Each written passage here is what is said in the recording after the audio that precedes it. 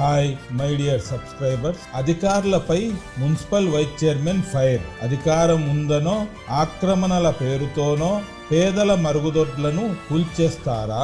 Proddatur municipal కౌన్సిల్లో అధికారులకు పడిన చురకలు ఇవే. శ్రీరాములపేటలో ఎలాంటి నోటీసులు ఇవ్వకుండా, కౌన్సిల్లో తీర్మానం లేకుండా మరుగుదొడ్లను కూల్చేయడంపై మున్సిపల్ వైస్ చైర్మన్ బంగారు మున్రెడ్డి గారు అధికారులను గట్టిగా నిలదీశారు. కూల్చివేసి నెల రోజులు గడుస్తున్నా కాలువ పనులు ఎందుకు మొదలు పెట్టలేదు?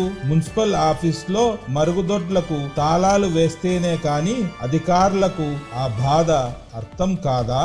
అంతేకాదు, గత ప్రభుత్వంలో మంజూరైన 190 కోట్ల రూపాయల డ్రైనేజీ నిధులు ఏమయ్యాయి? పనుల్లో 8% కమిషన్ల దందా ఏంటి అని అధికారులను కౌన్సిల్ వేదికగా కడిగి పారేశారు మున్సిపల్ వైస్ చైర్మన్ పాతకోట బంగారు మున్రెడ్డి గారు. పేదల అవసరాలను పట్టించుకోకుండా కేవలం నిబంధనల పేరుతో ఇబ్బంది పెడితే చూస్తూ ఊరుకోబోమని కౌన్సిలర్లు హెచ్చరిస్తున్నారు. నోటీసులు ఇవ్వకుండా పేదల ఇళ్లను కూల్చడం సరైనదేనా?